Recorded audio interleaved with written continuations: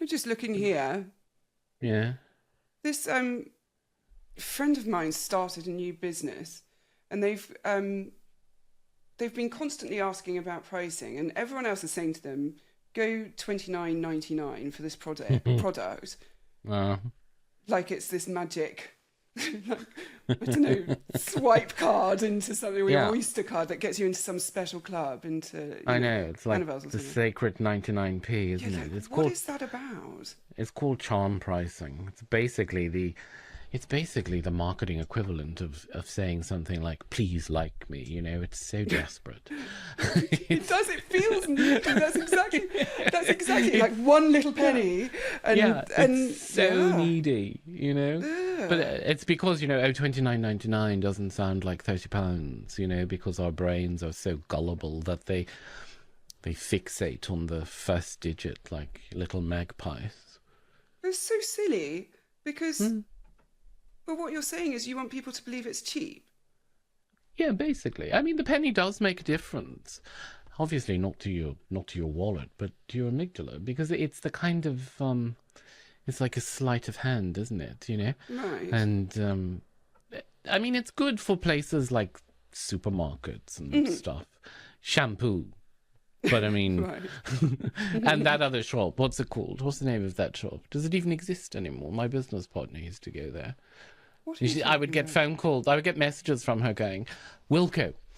I'm in Wilco because I use a deodorant called Mitchum, and it's quite expensive. Yes, it is. Yeah. And not what I they used to sell it in. I have to say. They used to sell it in Wilco, and every time she would go in, she'd be like, "Do you want me to get you some deodorant?" I'm like, "Yes." So they were actually my deodorant supplier, like my drug dealer. Hilarious. I also think it was actually Wilco's, not Wilco, which shows exactly how much. Yeah.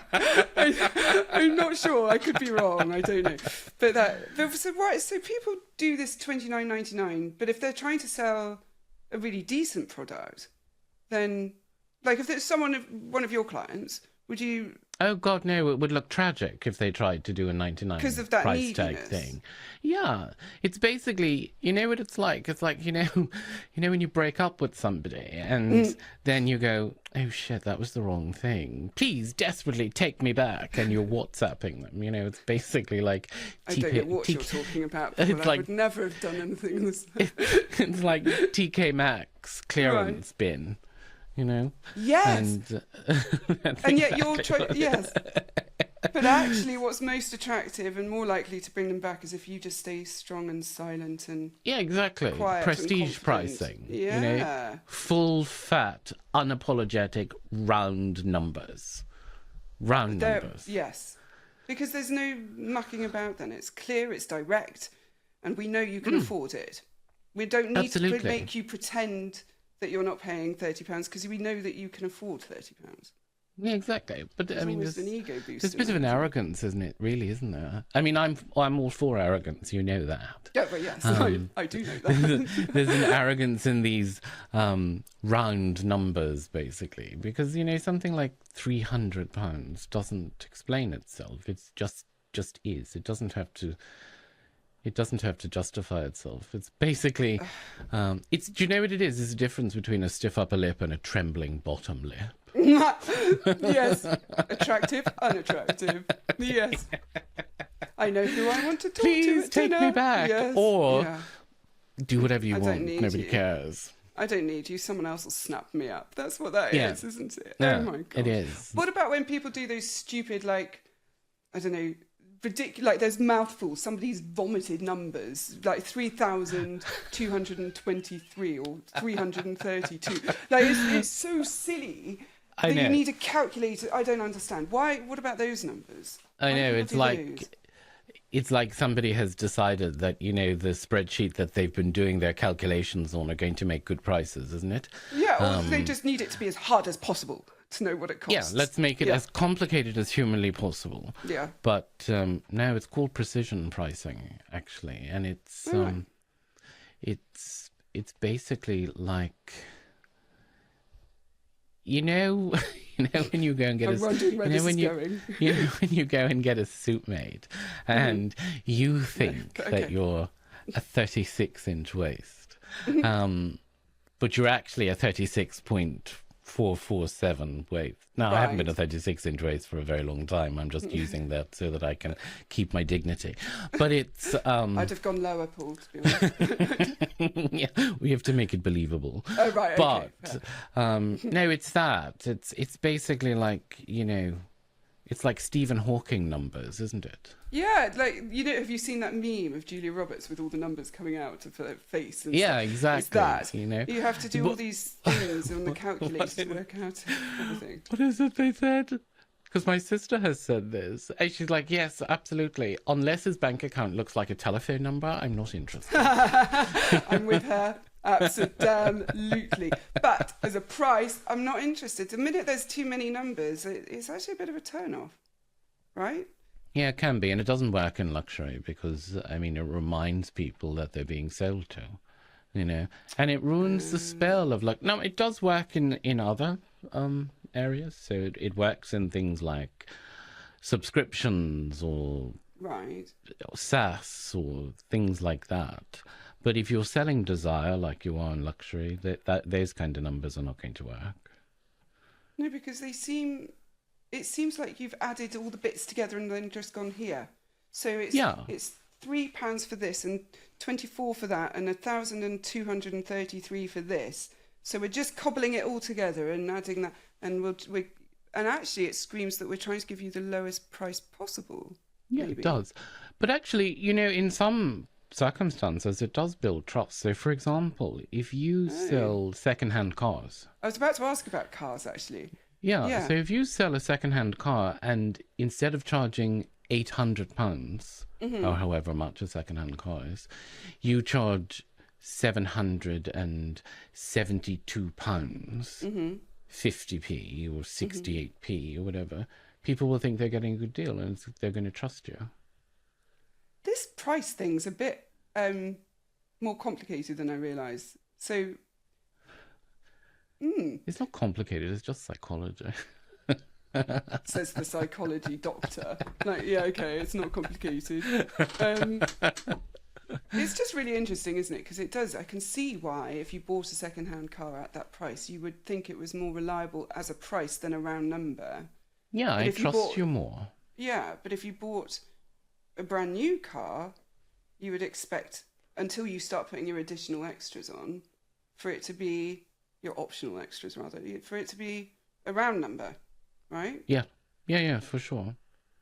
So, okay, so then what about when people have, like, these ludicrously high numbers and then they either slash and you can have it today for this price? Where does that fit in with luxury? Skimming. It's called skimming. Skimming. Yeah. Skimming. Yeah, it's when you open with this huge unrealistic price and then basically you slowly descend, you know, like a hot air balloon losing interest. And so it works really well for things like tech gadgets or art or, you know, things like that.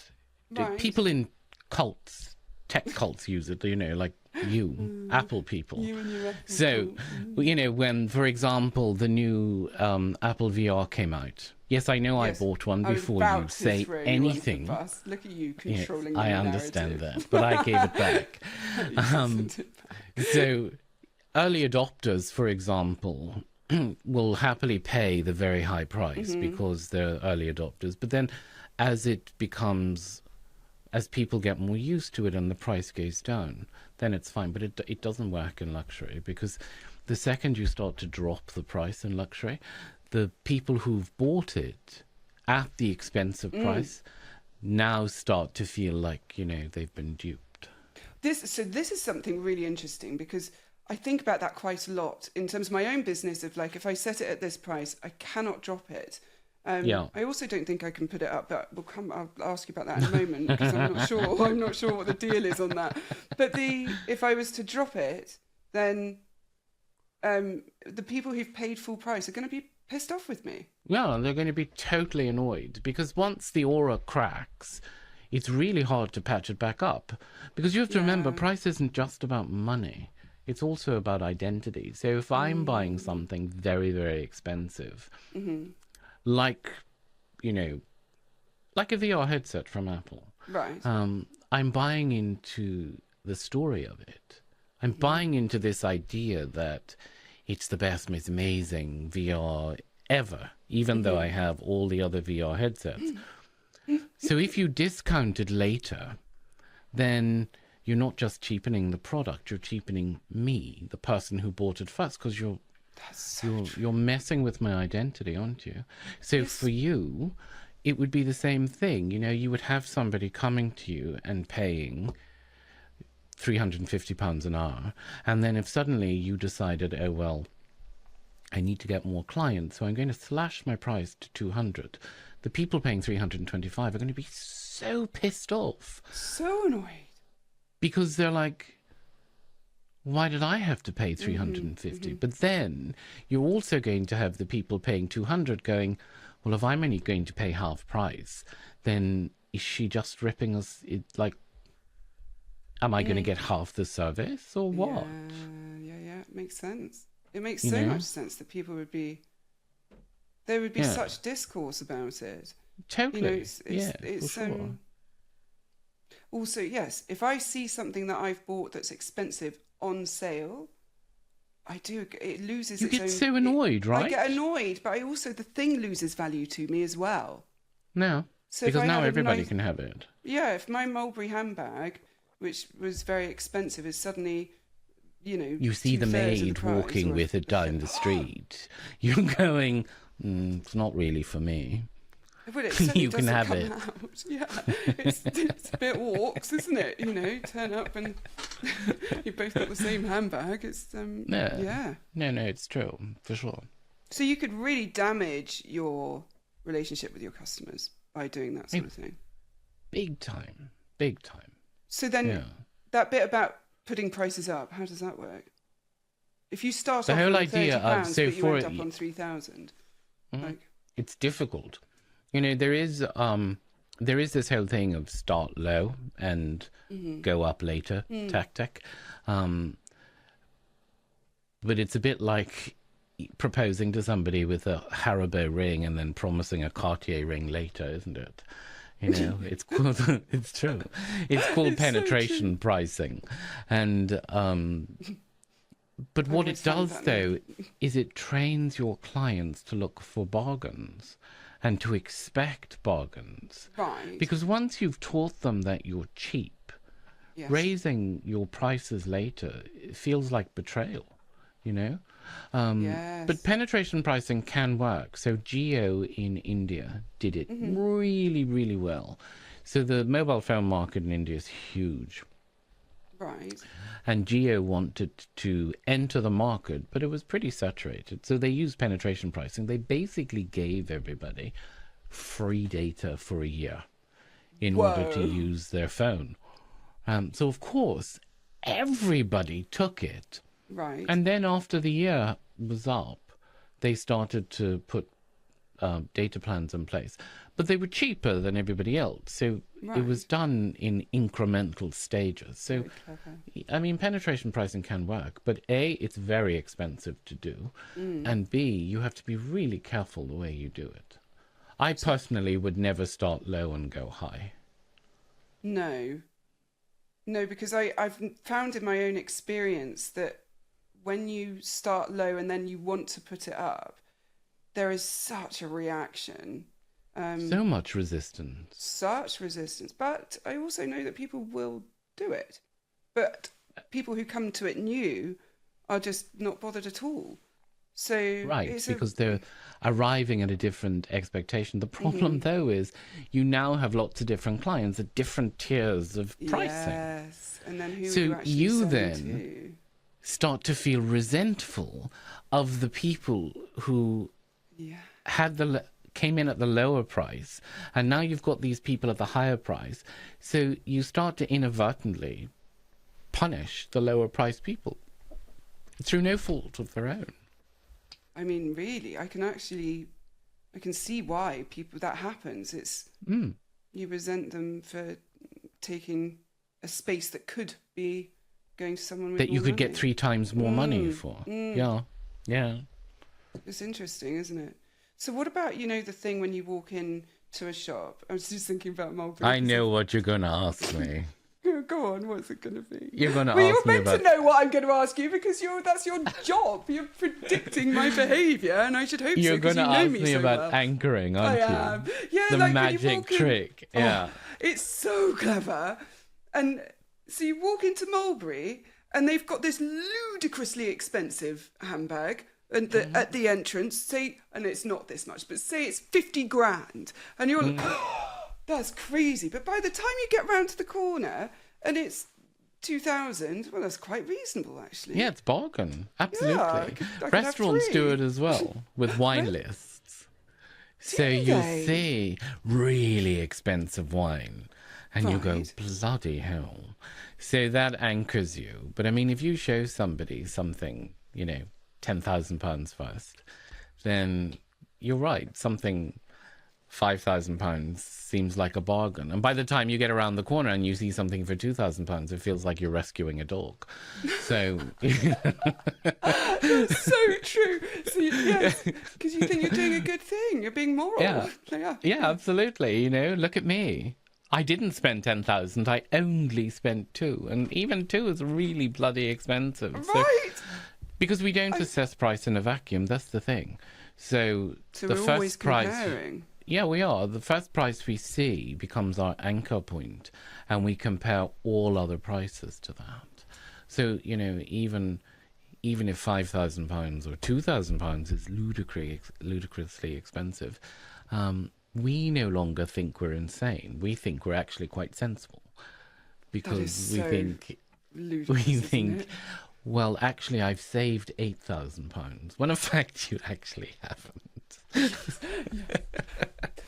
That works against me at the supermarket when they say buy Girl one, math. do this, and buy 3 and you get the 4th free or whatever, and you end up, instead of just buying the one thing you wanted, you end up buying 3 more, and you've spent more money than you actually. But I saved because I got 1 free. No, you didn't. No. I think it's That's really interesting. called bog off. Yes, bog off. Buy one get one free. Buy one get one free. Yeah. Took me a long time to know what that acronym was. Yeah, it sounds rude. Yes, because I thought it was an insult. Bog off. Okay, I just wanted to buy this. Well, you get 1 free. Well, you told me to bog off. Yeah. What about that? So that whole kind of anchoring thing. It's sort of like you're buying this because that one. Yes, you're doing a good thing. It just seems a bit like you think you've got a bargain, and you just haven't. Well, you've been able to justify yourself and reassure yourself that actually it's not as expensive as you first thought it was, because you're now comparing it with a much more expensive thing. So is that just like you create the terrible option to make like justification? So you create this awful option, and then this one looks decoy sane. pricing. Oh, what's that? So decoy pricing, I mean, it works similar to anchoring, kind of. But there are generally 3 options with decoy. So, it's like a pantomime of options.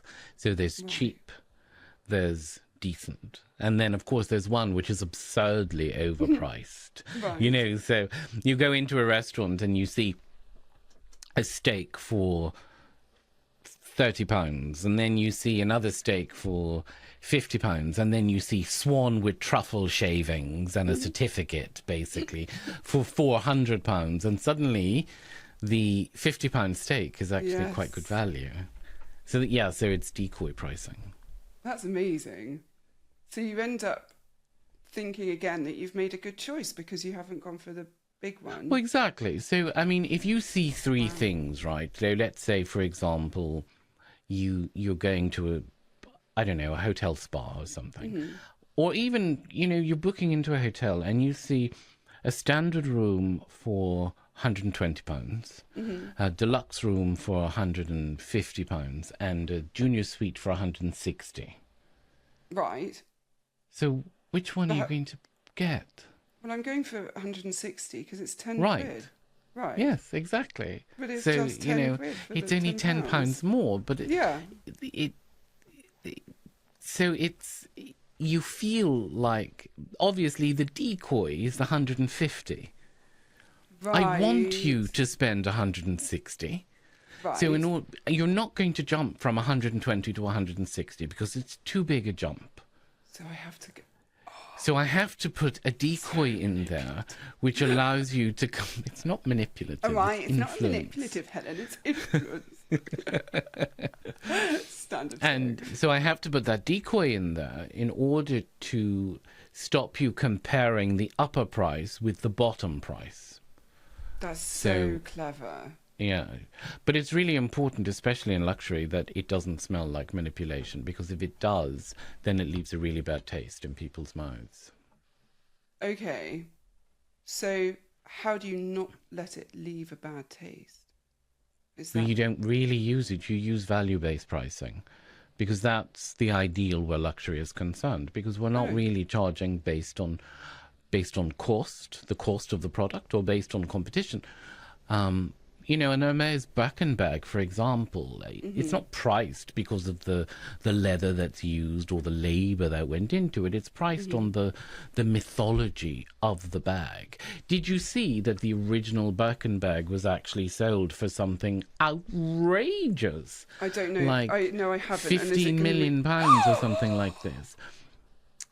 I mean, a dinosaur that even was might sold be for 26, so I'm kind of like... Okay, but this was a second-hand bag that was use. battered. A second-hand bag. Yeah, but it's the first Birkin. Okay, It's but Jane odd. Birkin used this bag basically until it fell apart. Like, she was not careful with She this wasn't bag. letting it go away. No, she abused it. I mean, this is an abused, traumatized bag. It needs therapy with me. And Look after it does need therapy. And it looks, no matter how much paper you stuff into it to try and get it back into its shape, it's wrecked. But because it's the first and it belonged to Jane Birkin, then that's where the value is, isn't it? And that's value-based pricing. Because in luxury, it's a metaphor, isn't it? Not a margin. Whereas then that means it's like the price isn't actually the cost. You're paying for the meaning. Yeah, right, so exactly. So if that's because you have to remember, you're not... Go on. No, you're right. You are paying for the meaning, because remember, you're not selling the object. You're selling the story. And the price is just one element of the story. And in fact, if you even factor in price-quality bias, the higher the price, the better the quality. Yes. And then, so people think if they pay more, they're getting better quality. Okay. This you say it's not complicated, because what I'm hearing is that all of these different pricing structures are valid in different markets, but for luxury they're quite clearly defined. So you do the round number thing, you do the anchoring thing, you might do the decoy, but probably don't do it really very often, and maybe actually just focus on value pricing. Okay. So value pricing is the holy grail. Right. Who uses that? Well, does anyone you could... Or most luxury brands. All right, okay. Use value pricing. Okay. Because, let's take, for example, a skincare product, La Prairie, right? £300 for... Actually, £300 is the bottom of the range. £600, £700, £1,000 for a moisturiser. So you're not paying for the product inside that jar. You can't be. No, you're paying because for status, surely. Moisturiser is worth £1,000. But what is worth £1,000 is the entire feeling of exclusivity and being part of something and people knowing that you use it, and also how it makes you feel using it. Right. Yes, because it's same with things like La Mer. Aldi have a rip-off of La Prairie. They do, don't they? I've seen that. It's so funny because Yeah. it's so blatant. So There's blatant. absolutely no shame. Aldi are hilarious though for doing that because they did it with the caterpillar cake, didn't they? And there's social media that goes with it. It's fabulous. But there's a thing of being unashamedly for the lower budget, and it's and there's no apology for that. There's no like Right, but they're trying to wrap it in a feeling of exclusivity. yeah. So it's fake. But it makes people feel good that they have it, right? Yeah, it does make people feel good. But I mean, you don't go to Aldi to feel good. You go to Aldi for a bargain. I mean, you quite like the Central Aisle, don't you, I thought? I do, but that's not the point. Okay. That's not the point. It's just so many different things, like Aladdin's cave in there, isn't it? Yeah. What about, you know, so say you go to La Prairie and you get their £1,000 moisturiser, and I'm sitting here really smugly going, I would never pay that. Of course I bloody would if I had the money, because I know what I'm like. Wouldn't you though? Well, of course I would if I had it. But they give you, when you buy things from those kind of stands in Selfridges or whatever, they always throw in all these extras and these little tubes that you're never going to use, and you never throw them away. So Right. what is the point A of that? I get it, obviously, in terms of smell it and you'll want to buy it, but I've never gone back and bought whatever I was given a sample of. What about doing things like bundles and stuff? What's the deal with that? Oh, I mean, bundles are great if they're done properly. As long as, you know, it feels curated and it's done with generosity. But doing it wrong feels like, you know, it's a clearance sale, doesn't it? Yes. You know, it They always feels seem a like bit you're just getting tacky. rid of the leftovers, isn't it? Yeah, yeah. A bit like going to Boots at Christmas and they've got these Right. bags And of you have all things of these. together. But bundling, when done properly, for anything, it doesn't have... You can bundle services together, you can bundle consultancies together, you can bundle products together. As long as it's not TK Maxx, for example, who says we have, you know, 600 of this stuff, we need to get away with it, bundle it all together and put it in a plastic basket or something. Yes.